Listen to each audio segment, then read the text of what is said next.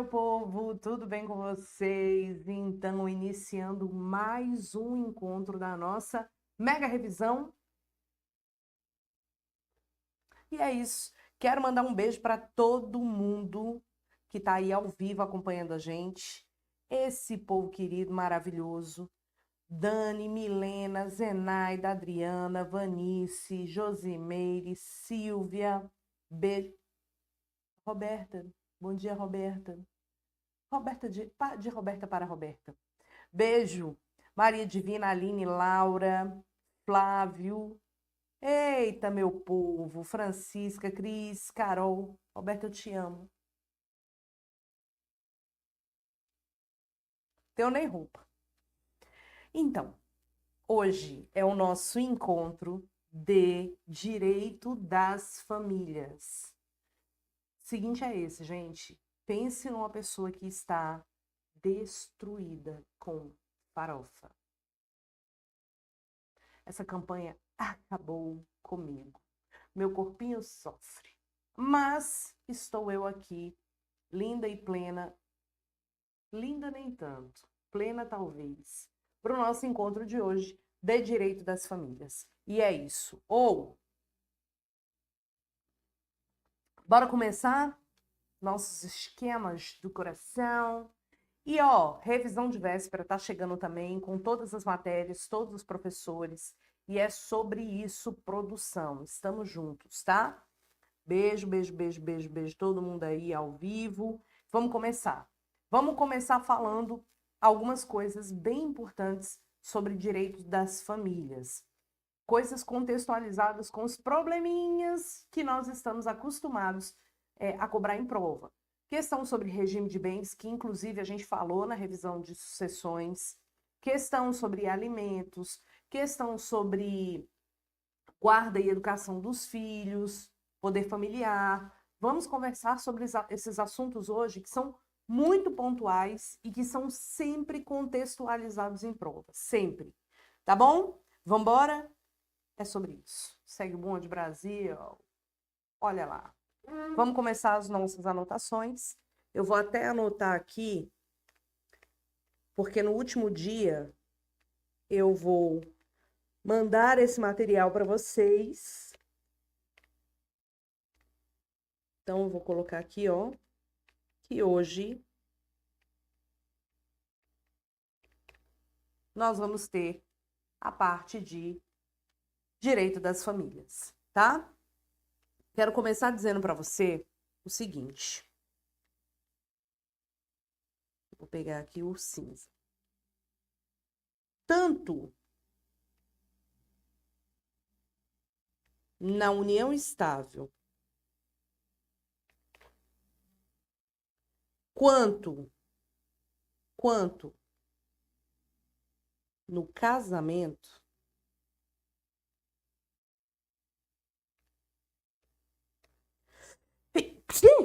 ui, tanto na união estável quanto no casamento, nós temos a possibilidade de observar dois aspectos. É possível união ou casamento, eu vou colocar aqui assim, união ou casamento homoafetivo. Eu acho que a FGV nem cobra mais um negócio desse, porque é muito óbvio, né? A gente nem discute mais esse tipo de tema. Isso aqui já está superado, tá? União estável homoafetiva é possível, casamento homoafetivo também é possível, tá bom? E nos dois casos, nós temos a incidência de regime de bens. Então, fica a dica para você. Não tem como ter casamento sem regime de bens e também não tem como ter uma união estável sem regime de bens. Batata. Os dois incidem tanto para a união estável quanto para o casamento. A grande diferença, meus caros amigos, a grande diferença real, oficial mesmo, que nós temos é o formato de início do casamento e o formato de início da união estável, tá? A grande sacada de diferença mesmo é o começo de tudo. Porque o que nós vamos ter? Na união estável, nós temos basicamente, vou botar aqui para cima assim, ó, um fato da vida. A união estável, ela acontece. Ela é um fato da vida. É um fato da vida que se concretiza, que surge simplesmente pela convivência pública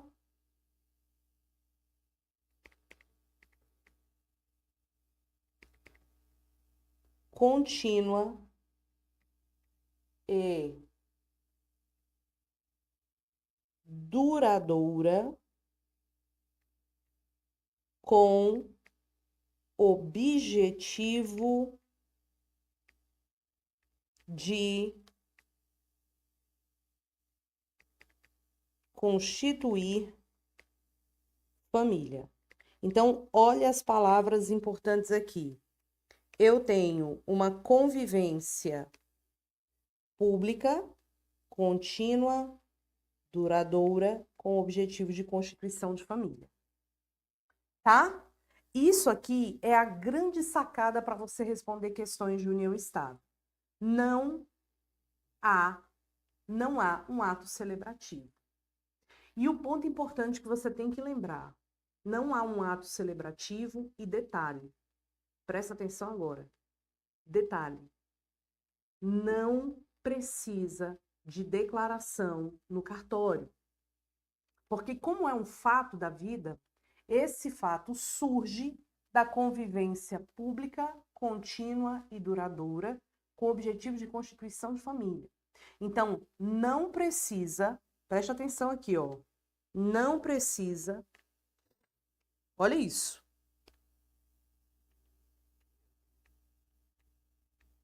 Não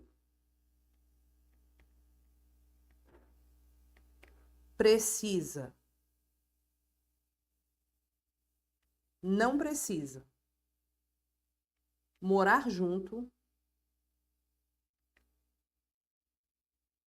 Não precisa. Não precisa ter filhos. Não precisa de escritura pública. Você não precisa fazer uma declaração no cartório reconhecendo, né, a união estável. Não precisa de escritura pública. E não existe tempo mínimo. Eu posso viver uma união estável que se consagrou em poucos dias, tranquilamente, tá? Então, não precisa de nada disso. Preste muita atenção no que eu estou te explicando aqui, doutores. Isso aqui cai muito em prova. Se cair na sua prova que fulano precisa morar junto para caracterizar a união estável, que precisa ter filhos, fazer escritura pública, tempo mínimo para caracterizar a união estável, está errado, porque realmente não precisa. Tudo bem? Já o casamento, ele tem uma diferença. Qual é a diferença? O casamento, ele já não é simplesmente um acontecimento. O casamento, ele tem uma celebração. Ele tem um ato celebrativo. E ele é confirmado por uma certidão de casamento. Tá? Certidão de casamento. Não tem o que fazer. Eu achei feio isso. Ai. Deixa eu arrumar aqui, para depois não ficar bagunçado para você estudar. eu ver como é que eu faço isso aqui. Vou botar de cinza. Assim. Porque ficou feio, né? Tá? Então, olha lá. Eu falo aqui de uma celebração que tem uma certidão. Se não tem a certidão, não tem casamento, tá? Pode ter uma união estável. Inclusive, é muito comum, antes do casamento, as pessoas viverem uma união estável. É muito comum. Muito, muito, muito comum. O fato, gente, é que se você não é obrigado a fazer uma escritura pública, ou se você não é obrigado a ter um determinado documento, esse acontecimento da vida muitas vezes fica um pouco mais complicado de ser comprovado. Mas isso não quer dizer que a união não aconteceu. Não quer dizer. Isso é fato, tá? E um outro detalhe também importante. Alguém falou ali do contrato de namoro. Eu acho pouquíssimo provável que se cobre contrato de namoro. Acho pouquíssimo provável. Porque contrato de namoro é uma coisa polêmica. Eu entendo que o contrato de namoro não impede a incidência da união estável, tá? Não impede. Porque o contrato de namoro é um documento que você faz lá no cartório dizendo que vocês estão namorando. Esse documento não tem o condão de impedir os fatos que venham a acontecer. Então, eu não posso utilizar do contrato de namoro como subterfúgio para justificar uma ausência de uma união estável se ela foi caracterizada pela convivência pública contínua e duradoura com o intuito de constituição de família, tá entendendo?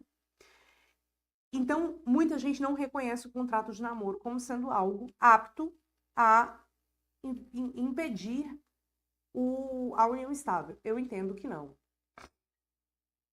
Ninguém sai registrando por aí namoro em cartório. Então, existe um objetivo claro. O objetivo é afastar a união estável. Só que a união estável ela é inafastável se os seus requisitos se configurarem. E por que é importante você pensar nisso? Porque tanto na união estável quanto no casamento, você tem regime de bens. Vamos aqui no material. Você tem regime de bens. E aí, o que a gente vai observar aqui?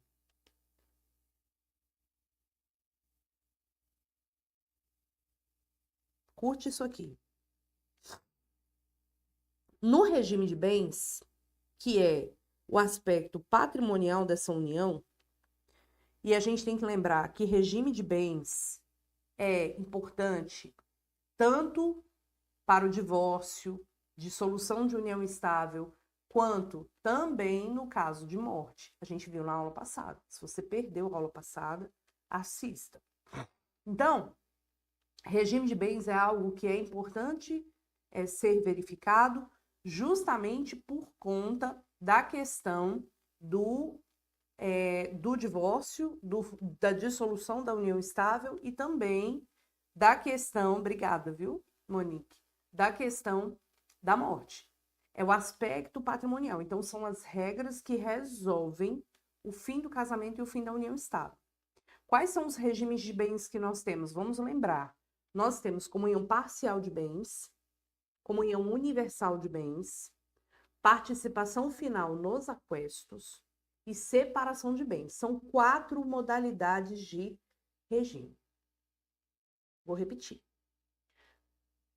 Comunhão parcial de bens, comunhão universal de bens, participação final nos aquestos e separação de bens. Se os nubentes, que são aqueles pretensos casadores, né?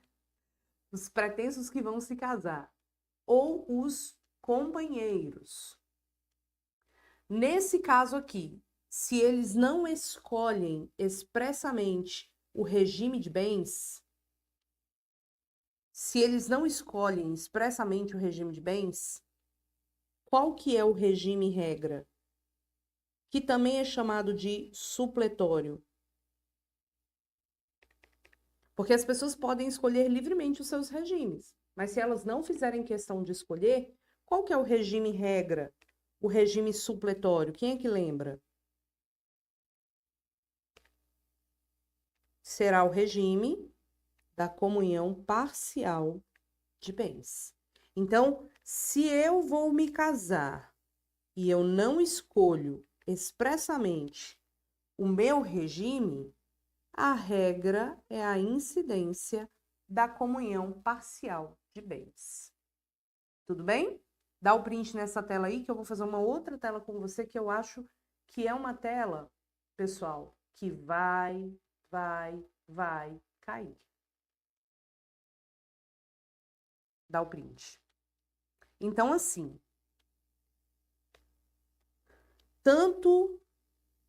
Que letra horrível. Gente, hoje eu tô com a letra horrorosa. Tanto no casamento, quanto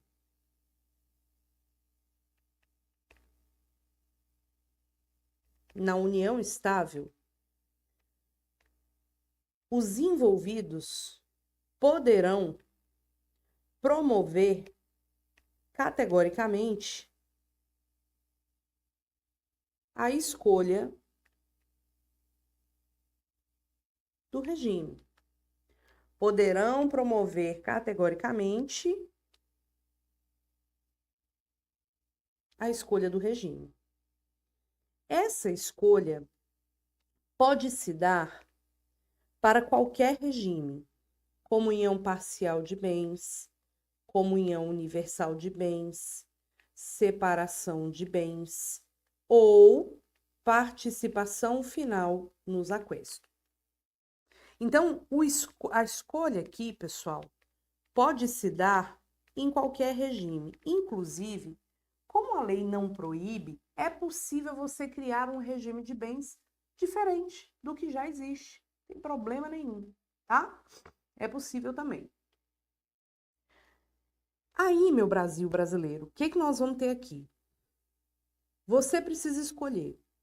Essa escolha será expressa ou por... Aliás, vai ser expressa por escritura pública, né? Que no casamento é chamada de pacto antenupcial e na união estável, escritura de regime de bens. Tudo bem? Essa escolha será expressa.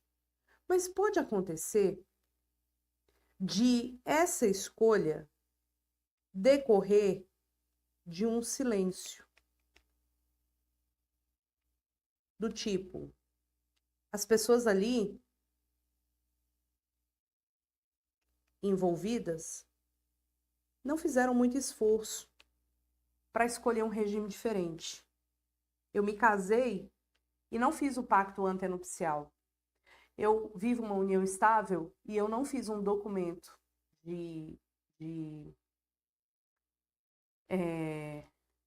eu não fiz um documento de desfazimento. Ou blá blá. Tô falando, o que eu tô falando? Me perdi aqui. Eu estou vivendo uma união estável e eu não fiz um instrumento público, eu não fiz uma escritura pública para escolher um regime. Eu estou lá, estou vivendo. Nesses casos, nós vamos observar que no silêncio, nós vamos ter duas situações agora. Duas situações. Olha isso. Para todo mundo, prevalecerá a comunhão parcial de bens. Tá?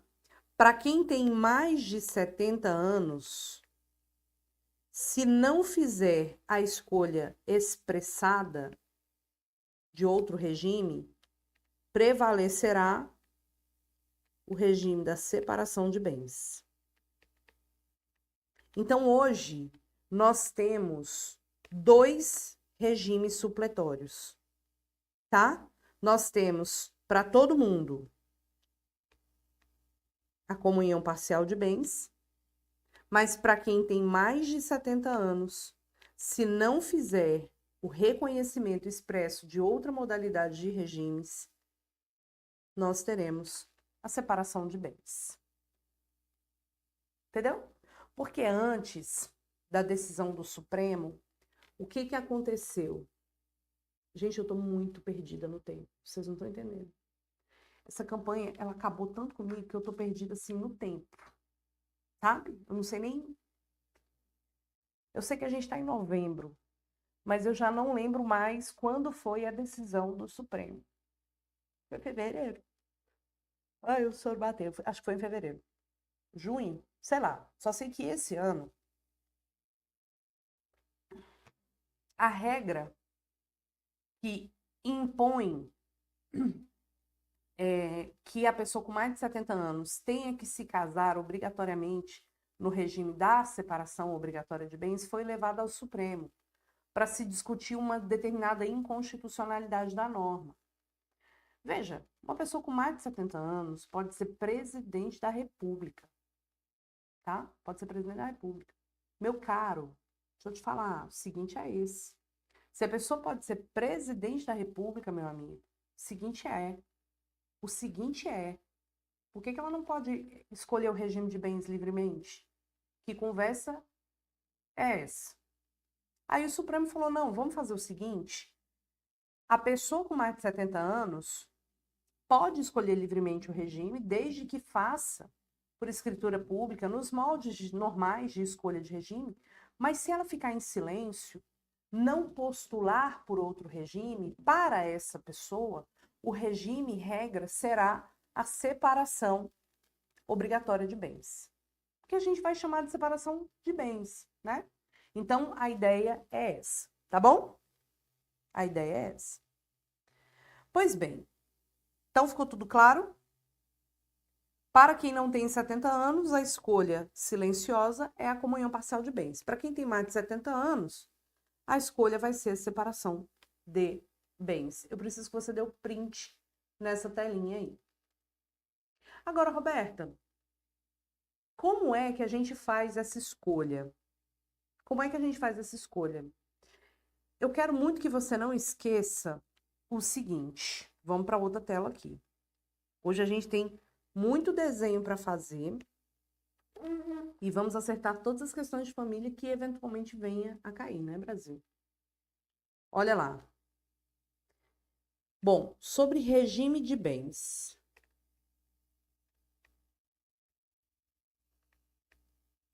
Regime de bens. Sobre regime de bens, a gente já consignou aqui que vai ter incidência tanto no casamento quanto na união estável, tá? A gente já consignou que se não houver uma escolha expressa, vamos ter comunhão parcial de bens ou separação de bens para quem tem mais de 70 anos. Né? A regra.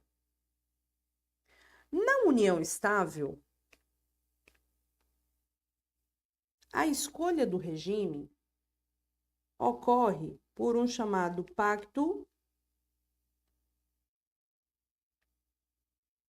de convivência. E as pessoas fazem no cartório, bonitinho. Nosso Código Civil não trata muito bem disso aqui. Mas no casamento, como o código ele foi redigido na década de 70, apesar de ser de 2002, ele é um código que já nasceu velho, ele ligou muito mais para o casamento do que para a união estável. Então, a união estável ele deixou assim, ó, e o casamento ele botou muita regra, porque naquela época até o próprio Estado preferia o casamento, né? Hoje não tem diferença nenhuma, basicamente nada. Aí, para o casamento, o legislador falou assim: no casamento, a escolha do regime deve ser por um pacto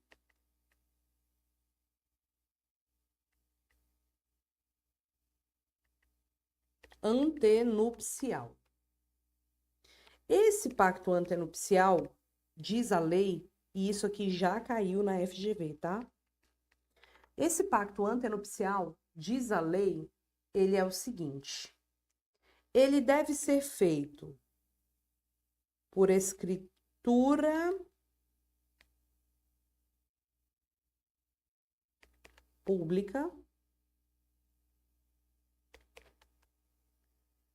sob pena de ser considerado nulo, preste atenção agora, e deve seguir o casamento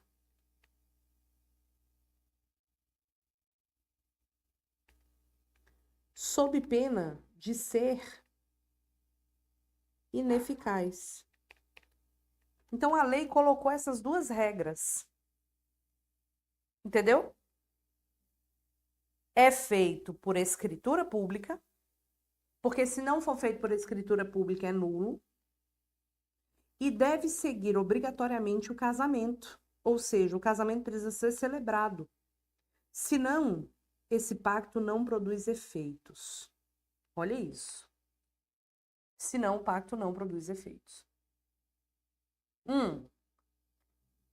Pois bem.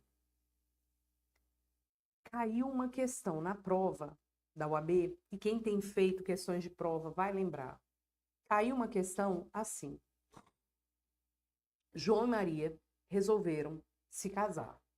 Fizeram todo o processo de habilitação porque se amavam. O povo se ama. E aí, eles fizeram lá tudo bonitinho, só que deu uma zebra. Qual foi a zebra? No dia do casamento, ou um pouco antes do casamento, aliás, eles foram no cartório, fizeram um pacto antenupcial, reconhecendo o regime para eles da separação de bens. Então, eles fizeram um pacto antenupcial e, como eles seguiram a regra do cartório, o pacto antenupcial é válido. Tá? Coisa muito bonitinha, fofinho, coisa linda, casalzinho que se ama. Só que aí deu um problema, o João adoeceu, ficou internado muito tempo no hospital. E quando ele saiu do hospital, ele falou para Maria, Maria, não vamos casar não, não vamos perder nosso tempo com isso não, vamos seguir nossa vida, aqui de boinha, vamos morar junto, vamos fazer uma viagem, vamos viver nossa vida, vamos casar não, larga isso de mão. E assim, não casaram. Mas foram morar juntos, viveram a vida deles como um grande e belo casal. 10 anos depois, o João olha para Maria e fala, Maria, não pense que lhe quero mal. Apenas não te quero mais.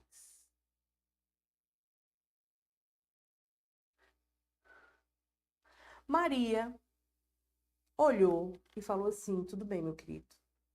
O seguinte é, quando dois não quer, quando um não quer, dois não briga.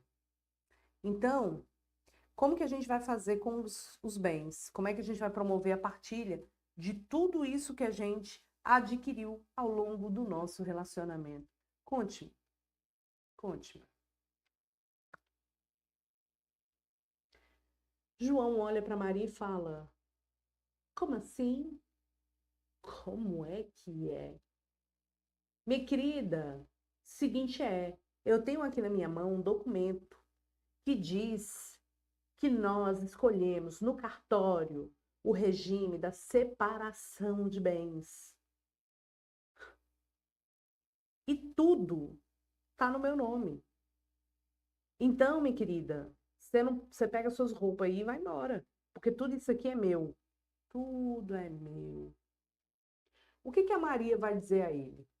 Maria vai dizer a ele assim, meu querido,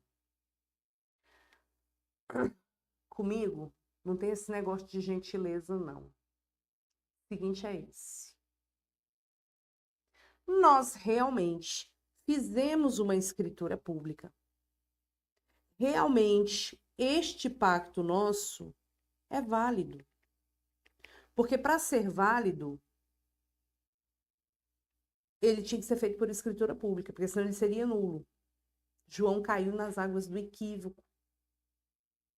Mas, João, a gente nunca casou. Então, esse documento é ineficaz. Ou seja, meu querido, mesmo válido, ele não produziu efeitos.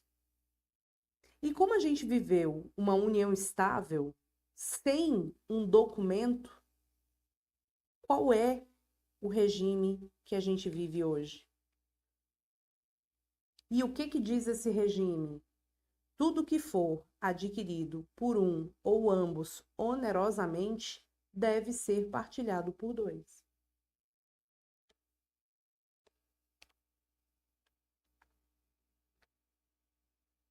Não pense que lhe quero mal, apenas também não te quero mais. Quero tão somente os meus bens.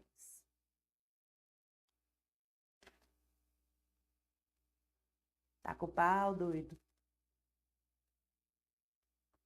Essa questão caiu no exame de ordem. Foi uma questão assim, ó, chuchu, beleza. Por quê? Porque é a questão prevista no Código, no 1653. E se você quiser, eu te mostro agora.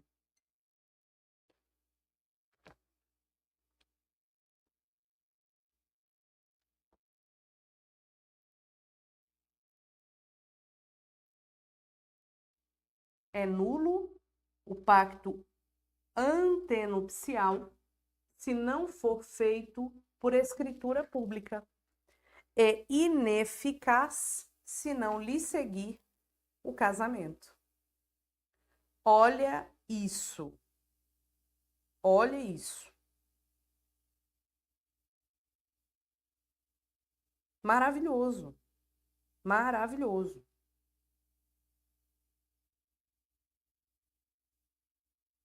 Entendeu agora por que eles tiveram que dividir tudo?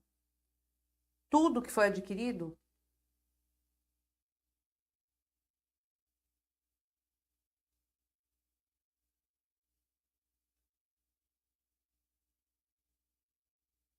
Maravilhoso. Me diga se você erraria essa questão. Eu espero que não. Eu vou até colocar aqui no nosso material 1653. 1653, tá? Belezura? Vamos seguir o bonde, dá o print nessa tela aí e vamos embora seguir. Agora, eu quero duas coisas interessantes com você. Vamos lá. Com quantos anos eu posso casar?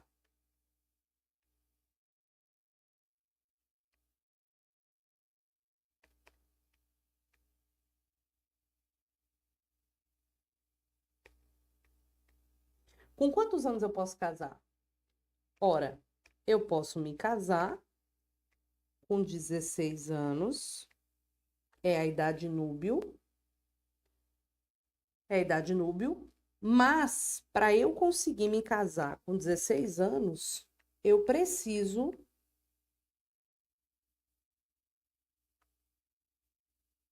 do consentimento dos meus representantes.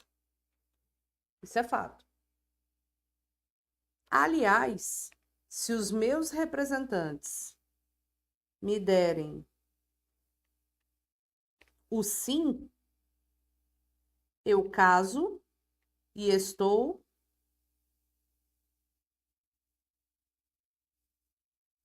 emancipado.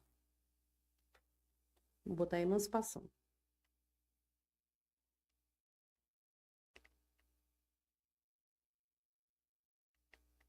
Tá? Eu caso e estou emancipado. Isso aqui é uma das formas de emancipação legal prevista no artigo 5º. Tá? Se os meus pais me derem o não, o que eu faço? Eu vou mover contra os meus pais uma ação supletória. Ficou feio, né?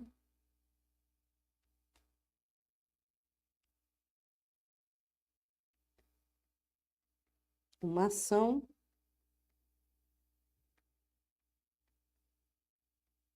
supletória de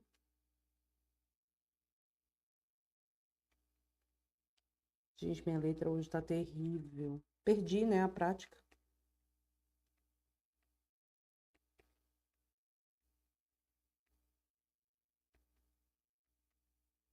Uma ação supletória de consentimento. Eu vou ajuizar essa ação supletória de consentimento contra os meus pais.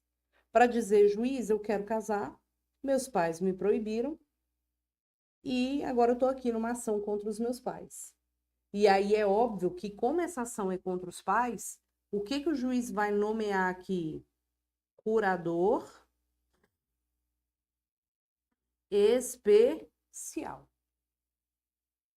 Tá? Vai nomear curador especial.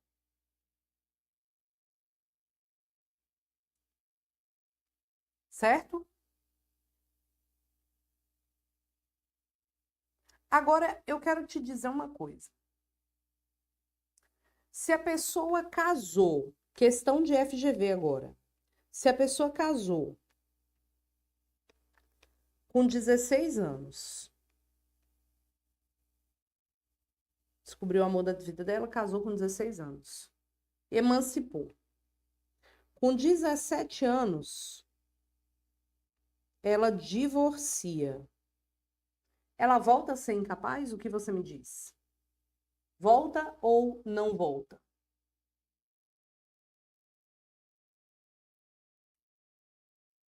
E aí? Casou com 16, divorciou com 17. Vou botar aqui, ó, casamento, divórcio. Ela volta ou não volta a ser incapaz?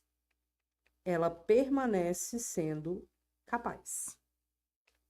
Isso aqui você não pode esquecer, porque a FGV adora perguntar isso aqui.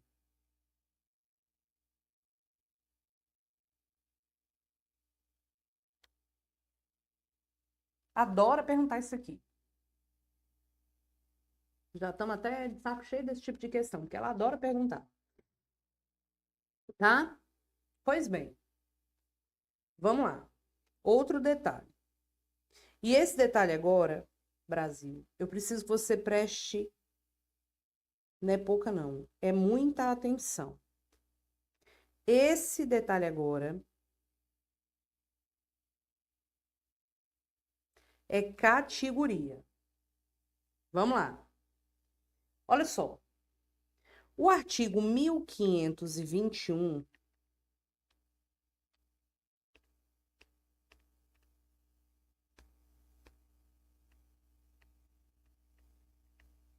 ele traz regras de impedimento. Ou seja, regras de pessoas que não podem casar. Essas regras são aplicáveis tanto para o casamento quanto para a união estável. Quem não pode casar não pode viver uma união estável. São regras de impedimento, preste atenção.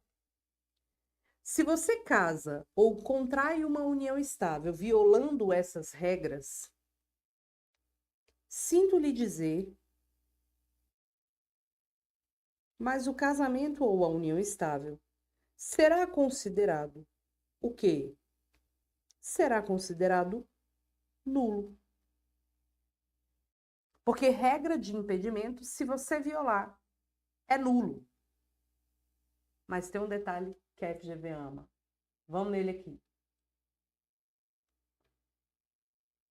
1521.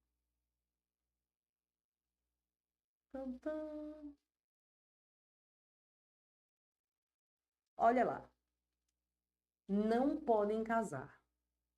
Do tipo, não pode, não pode. Não podem casar.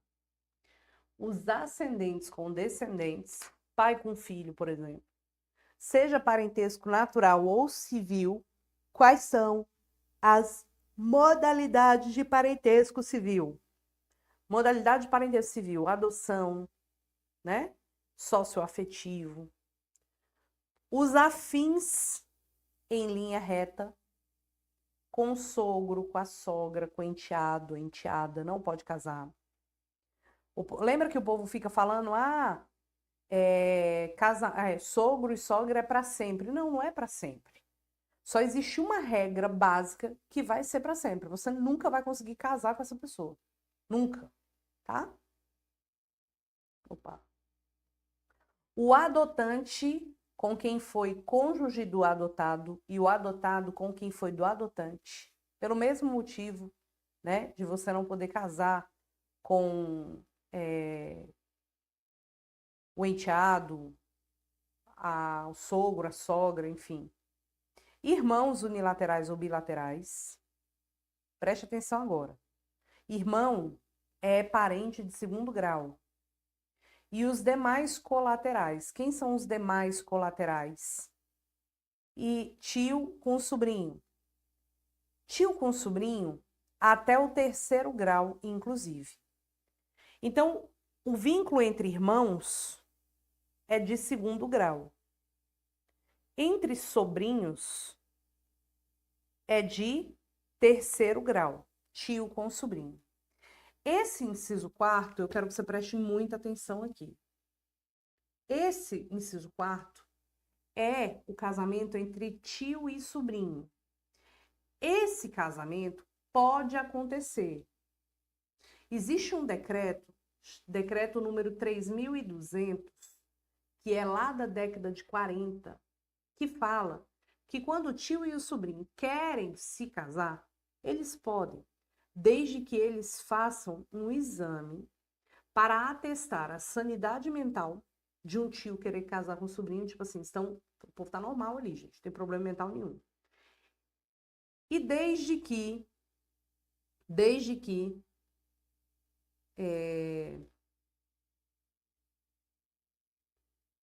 haja também um exame médico para atestar que eventual prole não seria defeituosa. Tá? Para atestar que eventual prole não seria uma prole defeituosa. Então, muito embora esse inciso 4 fale que o tio com o sobrinho não possa casar, e a doutrina chama esse casamento de casamento avuncular, precisamos observar que é um casamento possível, desde que haja os exames, tá? Vou voltar aqui. O adotado com o filho do adotante, porque são irmãos, né, gente? São irmãos. Pessoas casadas, é bem óbvio. Se você já está casado, você não pode se casar. Para você casar de novo, você tem que divorciar. Segura essa informação. O cônjuge sobrevivente com o condenado por homicídio ou tentativa de homicídio contra o seu consorte. Tá? O cônjuge sobrevivente com o condenado por homicídio ou tentativa de homicídio contra o seu consorte. Agora vamos lá. Olha o que diz o 1522. Os impedimentos podem ser opostos até o momento da celebração do casamento, por qualquer pessoa capaz. Então, qualquer pessoa pode chegar lá no dia da celebração e falar, eu tenho uma coisa para falar. Tá? Se o juiz ou o oficial do registro tiver conhecimento da existência do impedimento, será obrigado a declarar. O que eu quero que você saiba? Todos esses casos aqui, são aplicáveis à união estável, com exceção de um único caso. Presta atenção, FGV. Esse caso aqui, pessoas casadas. Pessoa casada não pode casar. Então, vamos para o material.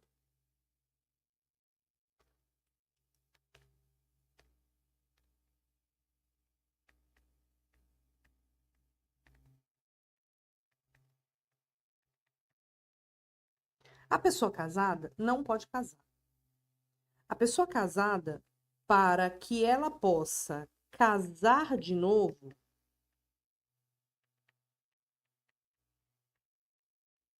ela precisa do divórcio.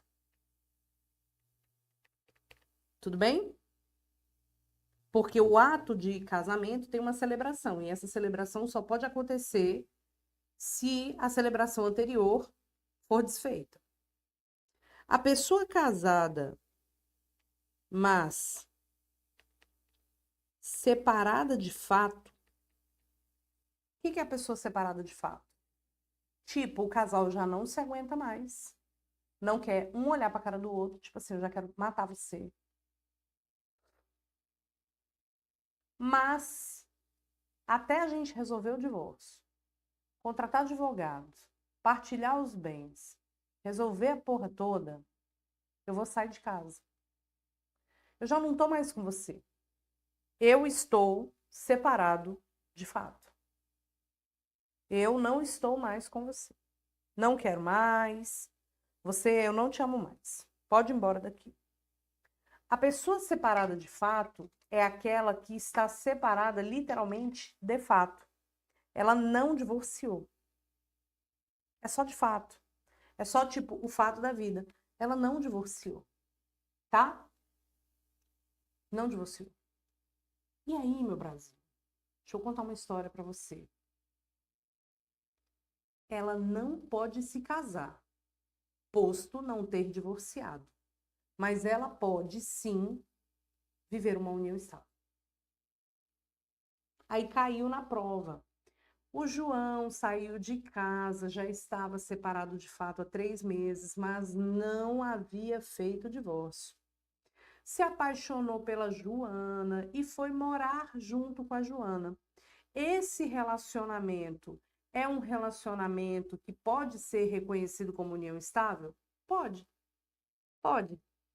O fato é que eles não vão poder escolher livremente o regime de bens, porque enquanto ele não resolveu o problema do regime de bens do relacionamento anterior, ele não tem como escolher um novo. Mas existe uma união estável. Veja que eu não estou falando de união estável paralela. Não. Eu estou falando de uma união estável que aconteceu depois que houve a separação de fato. O que é uma união estável paralela? É o povo que casa, né? Que casa e, como é que fala?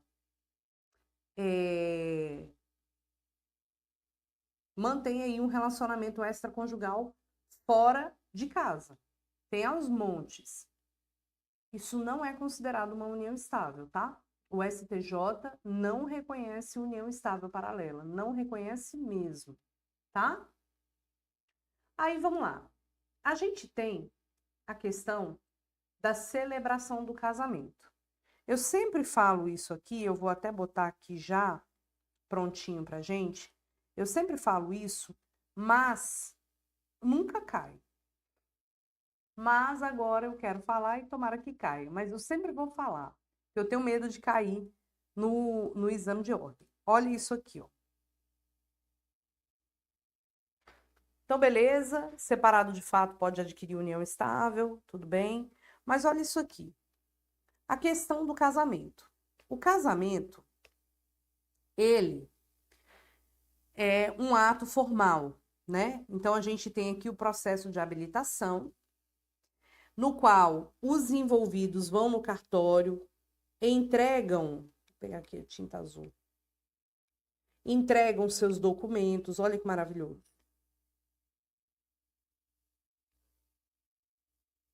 Né? Eles entregam seus documentos. O oficial do cartório vai analisar o documento de todo mundo. Quem já casou já passou por isso.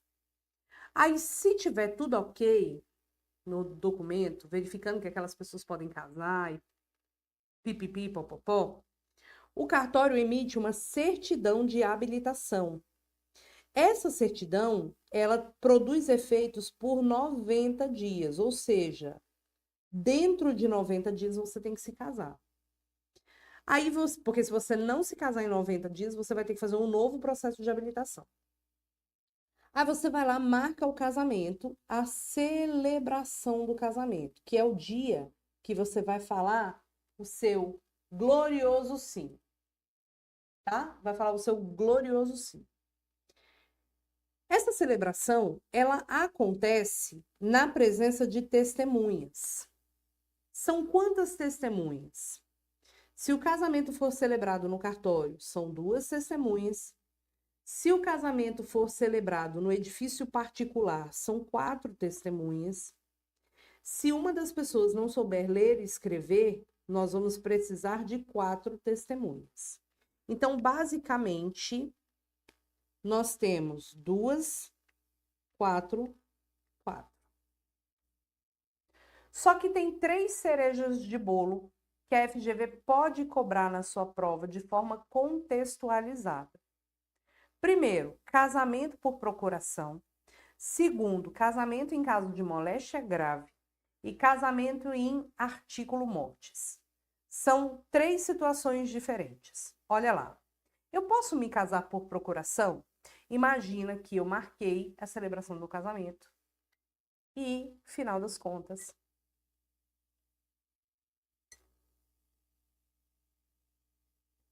eu precisei fazer uma viagem. Eu posso deixar uma procuração para alguém casar por mim? Posso. É o casamento mediante procuração. Posso. Desde que essa procuração seja feita por instrumento público, tá aqui, com poderes especiais para o casamento. Não me venham com uma procuração para vender um carro que vai ter autorização para o casamento, não. Não. E essa procuração, igual aqui a certidão de habilitação, ó, igual, ela tem eficácia por 90 dias. Então, o casamento tem que ser celebrado dentro dos 90 dias. Tá? Em caso de moléstia grave, imagina, é o 1539, o artigo, imagina que a pessoa está muito doente e está internada no hospital. E ela quer se casar. Ela quer se casar. Ora, normal, né? A pessoa querer se casar e viver a vida, normal. E aí, gente, o que que acontece? A pessoa quer se casar, mas ela está internada doente. Só que eles já estão habilitados. Isso aqui é a grande sacada da goiaba, tá? Grande sacada da goiaba.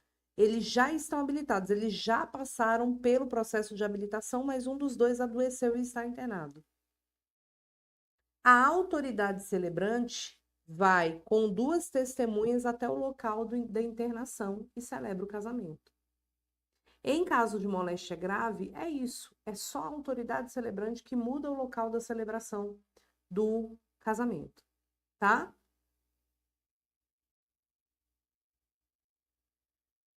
O casamento em artículo mortis, ou seja, na extremidade dali da vida, já para morrer, tá? Já para morrer.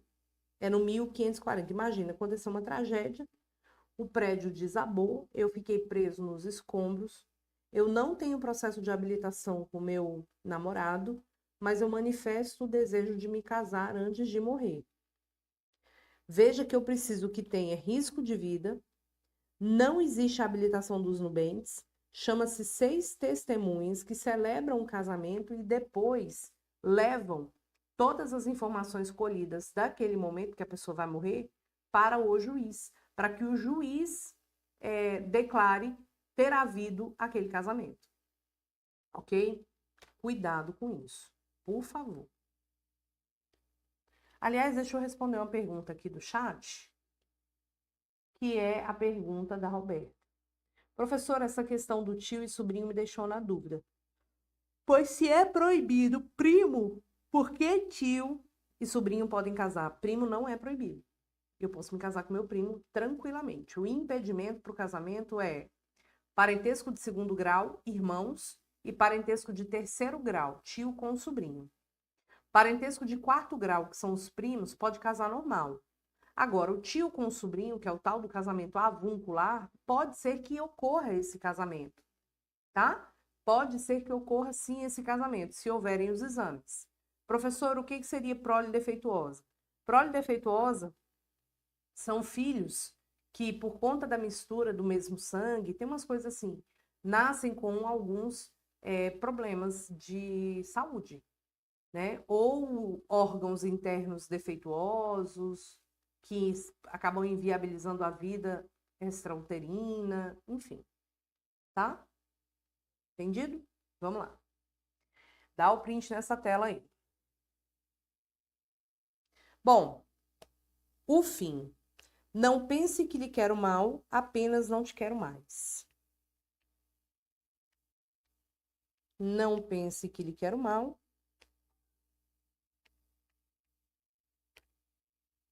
apenas não te quero mais. Como é que fica o fim da união estável? E como é que fica o fim do casamento? O fim da união estável acontece com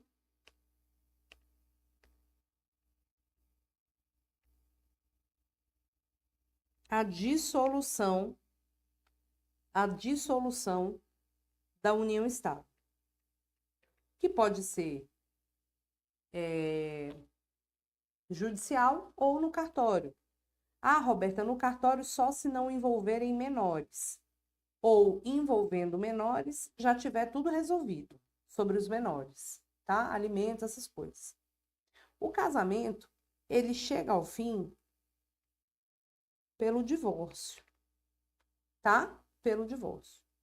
Professora, eu casei em janeiro. Em abril eu quero me divorciar. Eu posso? Pode. Professora, eu casei dia 10 de julho. Dia 15 de julho eu quero me divorciar. Pode? Pode. Porque, primeiro, regra do coração. Olha isso. Não há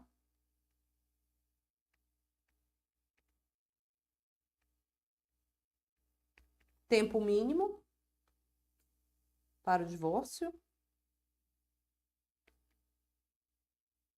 Não há tempo mínimo para o divórcio. Você não precisa esperar um tempo. Antigamente, gente, era um inferno. Porque quando você casava, antes de 2010, porque essa regra mudou em 2010, antes você casava. Aí, para você divorciar, você tinha que passar por umas etapas da vida. Ou você separava judicialmente e ficava separado por um ano. Quando completasse um ano, aí você poderia divorciar. Entendeu? Você tinha que ficar casado um ano. Aí, quando completou um ano, você poderia divorciar ou separar judicialmente. Ficava mais um ano depois você poderia divorciar. Ou você estava casado, ficava separado de fato por 2 anos e poderia pedir o divórcio direto, sem a separação. Uma merda isso. Depois da emenda constitucional 66 de 2010, o que a gente tem? A gente tem hoje o seguinte: você pode, presta atenção, olha na biloca do meu olho, você pode se divorciar a qualquer tempo, direto. Casei quinta, no sábado eu não quero mais, eu quero me divorciar. Pode? Pode. Problema nenhum. Não existe mais lapso temporal mínimo para você divorciar. Não tem mais essa história, né? Era um castigo mesmo, Fê. Era um castigo. Então não tem mais essa história. Aí, o que que rola? Muita gente pergunta assim: ah, eu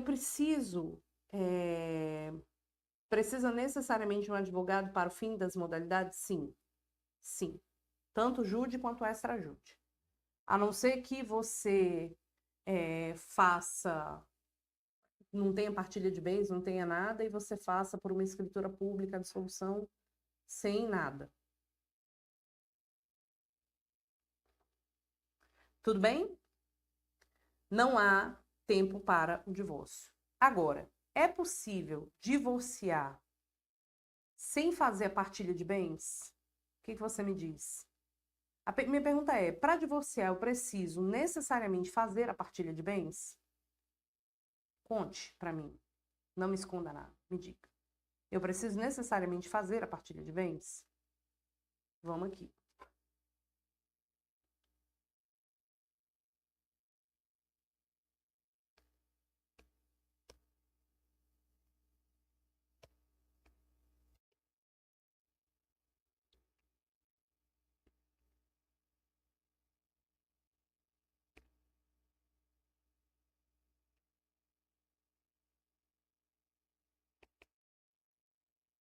Não, eu não preciso fazer a partilha de bens. Eu posso me divorciar de boa, e deixar para resolver a partilha de bens depois. Porque pode ser que eu esteja tão apressada para o divórcio, porque eu já encontrei o meu novo presente de Deus, que eu quero me casar, tá? Que eu quero me casar. Então, eu não preciso ficar sofrendo com isso, tá bom? Belezura? Agora, se você divorcia, não faz a partilha de bens, deixa para depois. Você tem que entender que se você for casar, você vai casar no regime da separação obrigatória de bens, para evitar misturar bem do casamento anterior com o casamento atual, e aí vai dar aquela merda coletiva de partilha de bens. Então, a gente deixa tudo muito bem separado, tá? Muito bem separado. Vamos separar as estações, tá bom?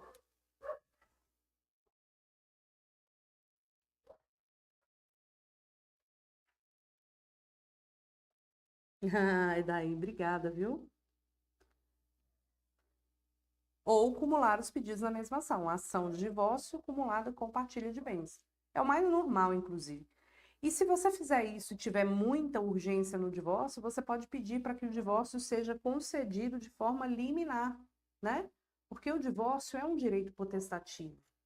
Não existe defesa contra o divórcio. Ah, não vou te dar o divórcio. Não existe isso, Zé Mané, Zé Ruela do pão. Não existe isso. O divórcio é algo que não se, não se pede, se impõe. Pura e simplesmente. Bora lá. Pois muito que bem, segue o bonde. Segue o bonde. Queria essa calma da professora para fazer a prova. Ô, Cláudia, eu não tô calma, não. Eu tô destruída. Eu estou passada. Passada porque eu não tenho nem roupa, porque a próxima co-presidente da OABDF sou eu, dia 1º de janeiro. Tô cansada, gente, de fazer campanha, de gritar. Vamos lá. Ó, prof, se ele casou na quinta e separou na sexta, não existe mais anulação? Não mesmo. Anular casamento são em casos muito pontuais. Erro essencial, incompetência da autoridade celebrante, tá? Coação, são situações muito pontuais. Se você casou e descobriu que você não gostava da pessoa, que não era nada daquilo, é divórcio mesmo. Tem roupa já? Pois não tenho ainda. E eu vou dizer um negócio. Vou dizer um negócio para vocês. O dia da minha posse eu vou convidar geral pelo Instagram. Estão achando? É sobre. O pessoal tô citando. E eu recebi mensagem assim, professor, eu tô quase abrindo minha OAB aí no DF para votar. Eu falei, pois abre.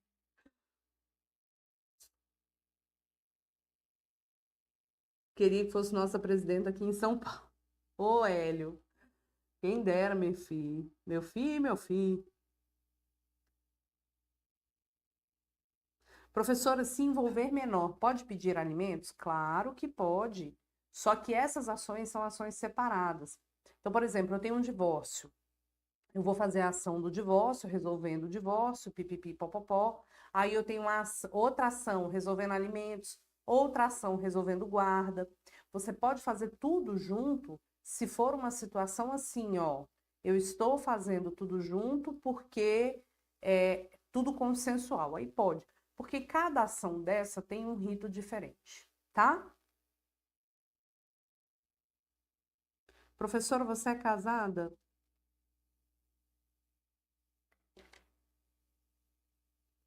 Não. Fiquei olhando a apuração. Sofrimento, né? Meu Instagram é @prof. Roberta Queiroz. Você é maravilhosa. Obrigada, viu? Pois vamos continuar aqui, Bra. Por falar nessa pergunta, olha isso. Guarda. A gente pensa o seguinte. A gente pensa o seguinte. Quando você fala de guarda, você está falando de filhos menores, tá? Vou te dar um bizu de prova aqui. O Ricardo tá na fila, gente. Ricardo tá na fila, fiquei nervosa agora. A gente ficou pensando aqui na questão dos menores, tá? Então vamos lá. Dos menores. Filhos menores. Tem pai, tem mãe, etc. Gente, preste atenção agora, porque eu vou te dar 2 bizus de prova. Quando existe... Aliás, eu acho que eu vou fazer até diferente. Vou botar assim, ó. Vamos lá. Filhos menores. Quando a gente pensa aqui nos filhos menores, 2 assuntos são importantes, nos são caros. O primeiro assunto é o chamado poder familiar.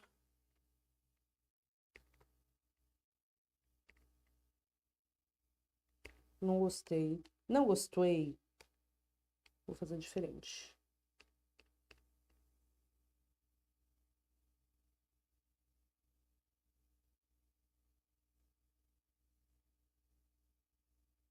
O primeiro assunto é poder familiar. E o segundo assunto é a questão da guarda. Gente, tenta entender junto comigo aqui, tá? Tenta entender. Poder familiar. Poder familiar é o poder que os pais possuem sobre os seus filhos menores. É o poder de cuidar, tomar decisões, zelar a vida dos filhos. Esse poder familiar, presta atenção agora, pelo amor de Deus, Jorge Mateus. Esse poder familiar é aquele poder que os pais possuem de decidir a vida dos filhos, de cuidar, de zelar. Se os pais divorciam, o poder familiar não aumenta e não diminui. O poder familiar é o mesmo. Ele não aumenta e não diminui. Ele continua ali, ó, bonitinho, bonitinho. De boa, de boa. O poder familiar, eu vou abrir aqui, porque é uma coisa importante. 1629. 630. Cuida disso aqui. Me deu até uma gaguejada aqui. Olha isso. Os filhos estão sujeitos ao poder familiar enquanto menores. Durante o casamento e a união estável, compete o poder familiar aos pais. Eles vão exercer conjuntamente. Na falta ou impedimento de um deles, o outro exercerá com exclusividade. Divergindo os pais quanto ao exercício do poder familiar, é assegurado a qualquer deles recorrer ao juiz para a solução do desacordo. 1632. A separação judicial, o divórcio e a dissolução da união estável não alteram as relações entre pais e filhos, senão quanto ao direito que aos primeiros cabe de terem em sua companhia os segundos. O filho não reconhecido pelo pai fica sob o poder familiar exclusivo da mãe, se a mãe não for conhecida ou capaz de exercê-lo, dar-se-á um tutor. Então, o poder familiar é o poder que os pais possuem sobre os filhos. Gente, esse poder é de ambos os pais. Isso quer dizer que se os pais decidirem se divorciar, não muda nada, Brasil. Se os pais decidirem divorciar, não muda nada, Brasil. Continuam exercendo o poder familiar. Ah, mas a guarda está com a mãe, o poder familiar do pai diminui. Não mesmo, continua sendo igual. Tá? E esse poder é o poder que tem de criação e educação, de guarda, de negar o consentir do casamento, papapá, papapá, papapá. Só que tem um detalhe. Quando é que o poder familiar chega ao fim? Olha lá. O poder familiar chega ao fim com a morte dos pais ou do filho, óbvio, óbvio, óbvio. Pela emancipação, óbvio também. Pela maioridade, óbvio também. Pela adoção, claro, óbvio também. Por decisão judicial na forma do 1638, quer dizer, o pai ou a mãe pode perder o poder familiar por meio de uma ação de destituição de poder familiar. E se liga no esquema. Tem um detalhe aqui, categoria de utilidade pública, para você levar a informação adiante para todos aqueles que precisam dessa informação. Se liga no ponto. Olha lá. Perderá por ato judicial o poder familiar, ou seja, só se perde o poder familiar por decisão judicial, tá? O pai ou a mãe que castigar imoderadamente o filho, deixar o filho em abandono, praticar atos contrários à moral e aos bons costumes, incidir reiteradamente nas faltas previstas no artigo antecedente, entregar de forma irregular o filho para terceiros para fins de adoção, perderá também por ato judicial o poder familiar aquele que, eu quero que você preste atenção no parágrafo único, perderá também o poder familiar aquele que, isso foi instituído em 2018. A gente vive uma incessante, incansável preocupação contra a violência doméstica. Lamentavelmente, a gente encontra todos os dias inúmeros casos de violência doméstica. Inúmeros. Inúmeros. Porque existem inúmeras almas cebosas, criminosas, que praticam violência doméstica contra as mulheres. E aí, esse dispositivo veio como uma tentativa também de fazer o imbecil que pratica um ato desse pensar duas vezes. Tudo bem que a gente acha que sequer uma praga dessa pensa na vida, né? Um imbecil desse pensa na vida. Mas o legislador trouxe esse dispositivo nesse sentimento, tá? Olha o que diz aqui. Também perderá por ato judicial, isso aqui já caiu na prova da OAB, o poder familiar sobre os filhos. Aquele que praticar contra outrem igualmente titular do mesmo poder familiar, tipo a mãe, ou praticar contra filho, filha ou outro descendente os mesmos crimes: homicídio, feminicídio, lesão corporal de natureza grave ou seguida de morte, quando se tratar de crime doloso envolvendo violência doméstica e familiar ou menosprezo ou discriminação à condição de mulher, estupro ou outro crime contra a dignidade sexual que esteja sujeito à pena de reclusão, tá? Muito cuidado com isso aqui. Então, o poder familiar, ele é para os menores,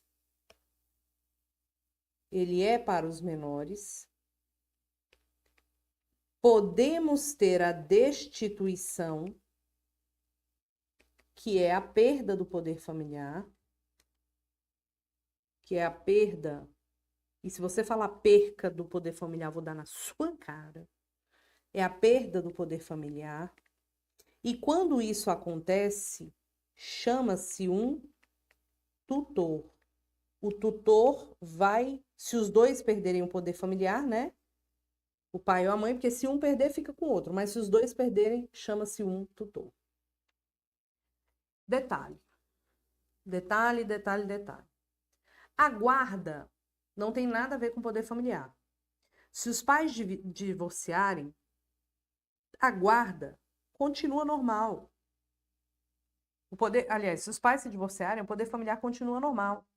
A guarda é para fins de gestão da vida do menor.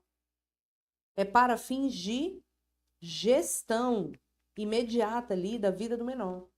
Escola, lar de referência, quem vai comprar comida, quem vai cuidar mais diretamente, pipipi, popopó. Nós temos 3 modalidades de guarda. Basicamente, temos mais, mas as tradicionais. Unilateral,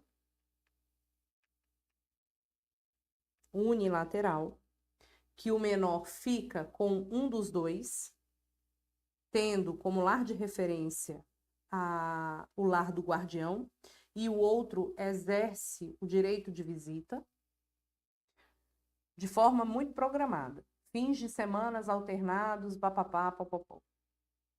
Nós temos a guarda alternada, essa daqui é usada em última instância, em última ratio, em último caso, porque o menor fica muito sem lar de referência, porque é uma divisão assim. Só um exemplo, podem ter variadas formas, mas o exemplo, fica uma semana aqui, uma semana lá. Uma semana aqui na minha casa, uma semana lá na casa do outro. É assim, tá? Nós temos também a guarda compartilhada. Tem gente que chega lá no meu escritório dizendo assim: ah, eu quero a guarda compartilhada porque eu não vou pagar alimentos. Aí eu sempre respondo: tu é burro? Não, porque tá parecendo. A guarda compartilhada não tem essa história de não ter que pagar alimentos. Vai pagar, do mesmo jeito. Ah, mas quando ele tá comigo, sou eu que pago o lanche. Tá certo? Vai pagar do mesmo jeito. Porque mesmo na guarda compartilhada, o menor tem um lar de referência. E um dos genitores é o que toma conta ali no front mesmo das finanças, dos gastos e tudo mais. Então vai pagar do mesmo jeito, meu querido. O seguinte é esse. Não tem opção. Tá? Não tem opção. E aí, sobre a guarda compartilhada, eu quero só colacionar com vocês aqui um ponto mais novo.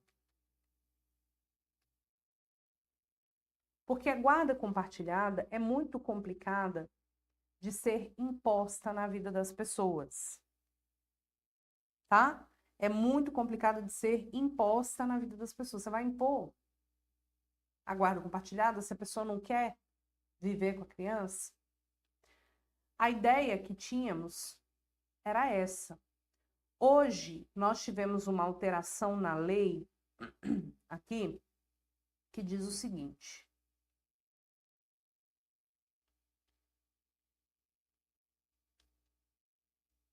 Aqui, ó. 1584. Dá uma olhada aqui. A guarda será unilateral ou compartilhada. Beleza. Requerida por consenso, aí tá tudo bem, né? Consenso pelo pai e pela mãe, ou por qualquer deles, em ação autônoma de separação, de divórcio, de solução de união estável ou medida cautelar, decretada pelo juiz em atenção às necessidades específicas do filho ou em razão da distribuição de tempo necessário ao convívio deste com o pai e a mãe. Na audiência de conciliação, o juiz informará ao pai e à mãe o significado da guarda compartilhada, a sua importância, a similitude de deveres e direitos atribuídos aos genitores e as sanções pelo descumprimento de suas cláusulas. Olha o parágrafo 2º de 2023. Quando não houver acordo entre a mãe e o pai, tipo, para ter uma guarda compartilhada, o povo tem que... Gente, o povo tem que saber viver, né?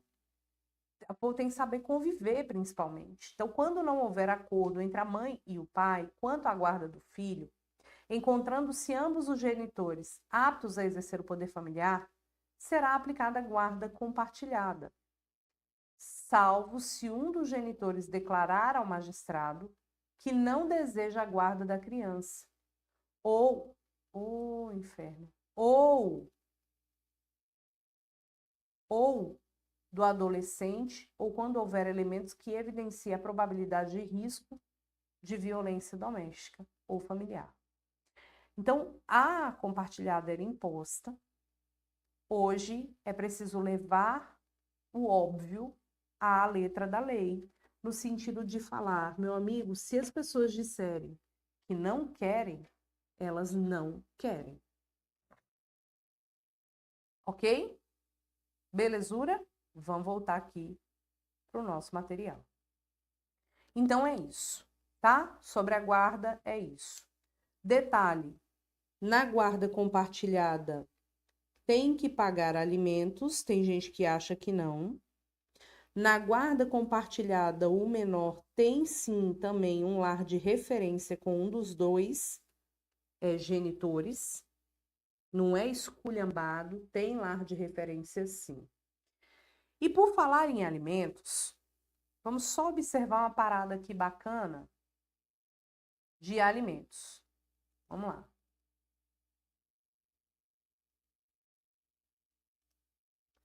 Sobre alimentos, só um detalhezinho aqui, chuchu, beleza. Oh, que letrinha feia, bebê.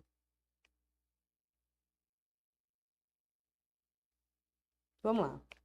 Alimentos. Você sabe que alimentos a gente tem, é muito comum a gente ter uma dívida entre pais e filhos, entre cônjuges, companheiros, entre irmãos. Mas eu vou te dizer, o pai paga para o filho num momento, depois o filho paga para o pai num outro momento da vida, um cônjuge paga para o outro, um irmão paga para um e depois pode ter que pagar para o outro. Mas o fato é que tio e sobrinho não pagam alimentos uns para os outros. E primo também não, tá? Veja o seguinte. Os pais pagam para os filhos num determinado momento, os filhos pagam para os pais num outro determinado momento. O fato, gente, é que os alimentos são fixados com base em um binômio necessidade-possibilidade. Há quem diga, necessidade-possibilidade é o binômio na lei, há quem diga ser um trinômio, necessidade, possibilidade, razoabilidade ou proporcionalidade, tá? Mas ele é fixado de acordo com o momento. Pode ser que num momento o valor aumente, o valor diminui, o valor zera.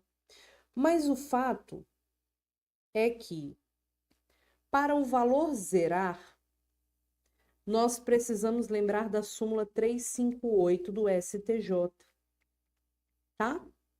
Para você se exonerar do pagamento dos alimentos, a gente precisa lembrar da súmula 358 do STJ, que é aquela súmula que diz que para deixar de pagar alimentos é preciso assegurar o contraditório. Então, já vive caindo no exame de ordem. Você não pode se iludir achando que o desemprego justifica não pagar alimentos. Não justifica. Ah, tô preso. Ih, não vou pagar alimentos. Meu amigo vai trabalhar dentro da cadeia, capinando lote, para receber um dinheiro e repassar para o teu filho.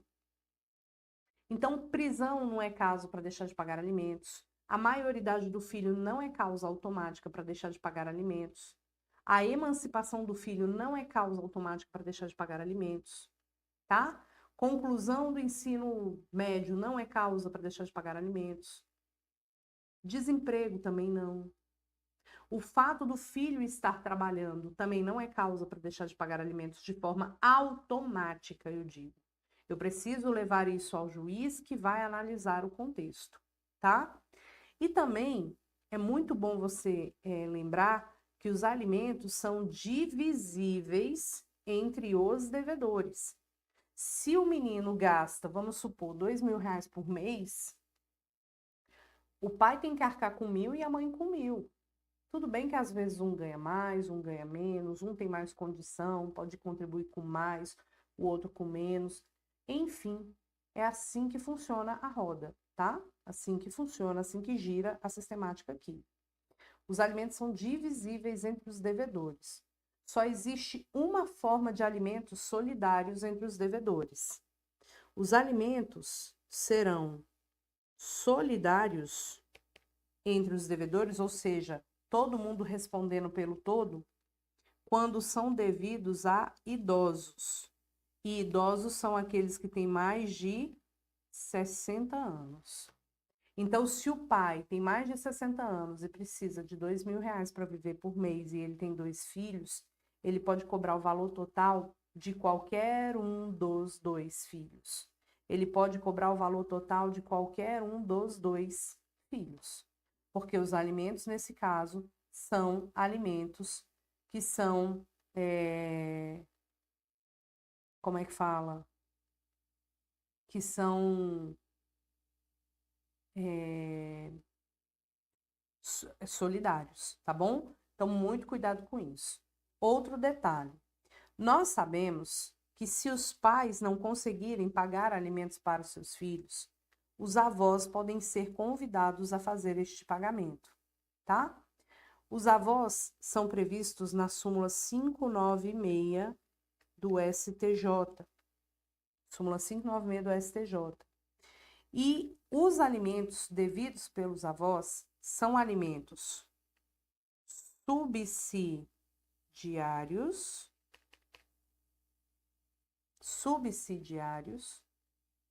e complementares. Ou seja, eu só vou atrás dos avós se realmente os pais não tiverem condição de pagar, tá? Se não tiverem condição de pagar. Então, essa questão dos alimentos é muito delicada e você precisa ter muito cuidado com isso.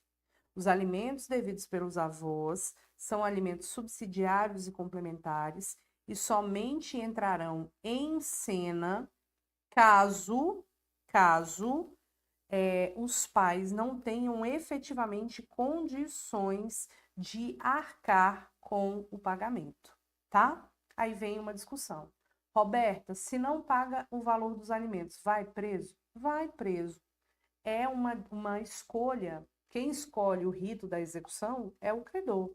Então, se o credor quiser cobrar pelo rito da penhora, que é o rito tradicional de cobranças em geral, executivo, pode.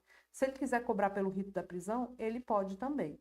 Lembrando que pelo rito da prisão ele só pode cobrar as 3 últimas parcelas vencidas.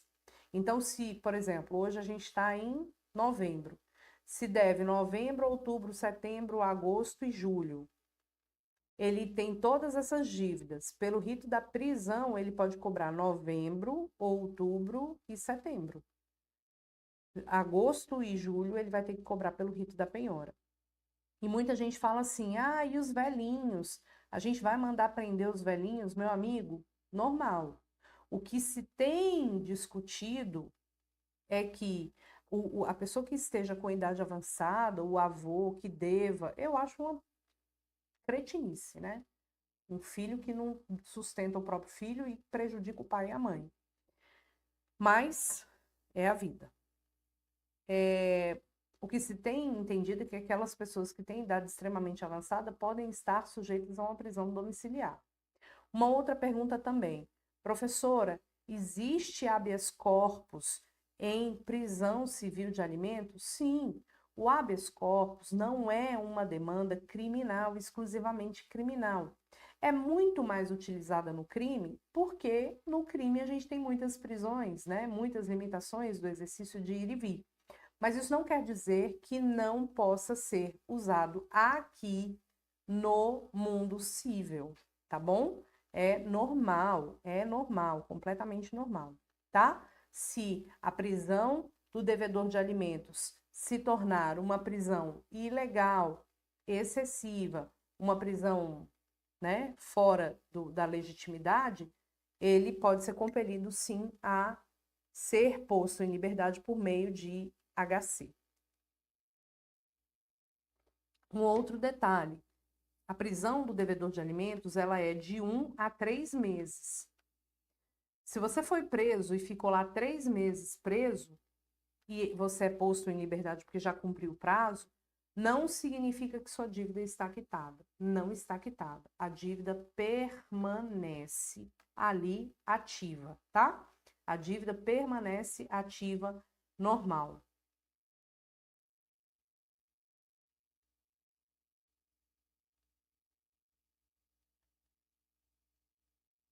Eu não sei o que é BPC. Não sei. Um outro detalhe.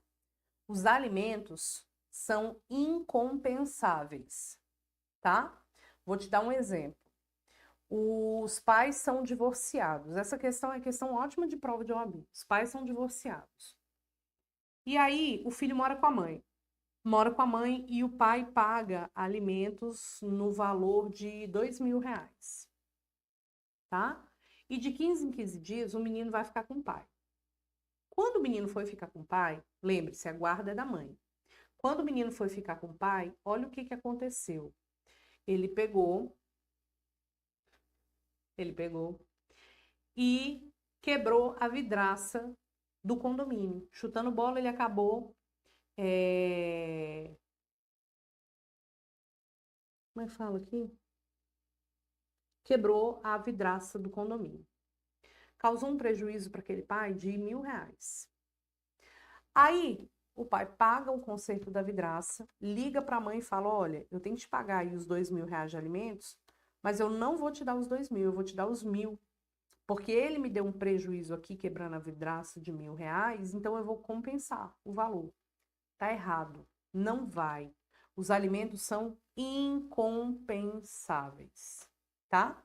Os alimentos são incompensáveis. Tudo bem? Gente, se o idoso recebe um benefício assistencial que não dá para sustentar nem ele, certamente ele não será compelido a pagar. Certamente, né? Tudo bem? Vamos dar o print na nossa telinha aqui, categoria. Vou subir todas as telas de família, para que você possa dar o seu print, categoria. 3, 2, 1. 3, 2, 1. Espero que vocês tenham gostado.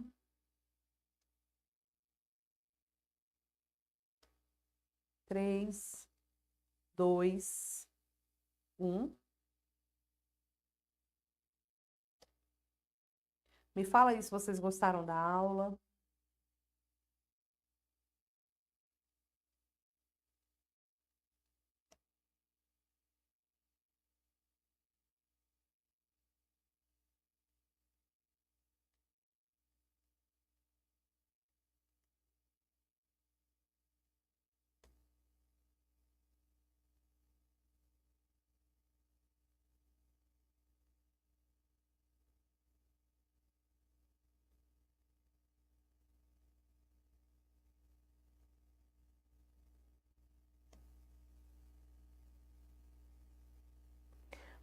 Ao longo da aula, eu acho que quem fez questões conseguiu ir percebendo as questões como elas são cobradas na prova, né? Os probleminhas, as situações casuísticas que a gente acaba trazendo aqui para a nossa aula.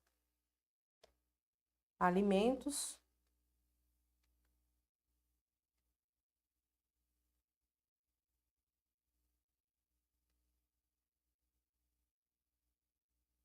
E é isso. E muito obrigada pelo encontro de hoje. Estamos juntos na sua preparação. Está chegando a hora, mas eu cheguei em tempo de revolucionar esse direito civil. E vamos juntos, doutores. A vida é assim. Todos os dias uma nova luta para que a gente possa renovar os nossos sonhos todos os dias de nossa vida. Tá bom? Beijo para você. Até o nosso próximo encontro, que será sobre direito das coisas. Direito das coisas. E é isso. Tamo junto. Beijo. Amo vocês.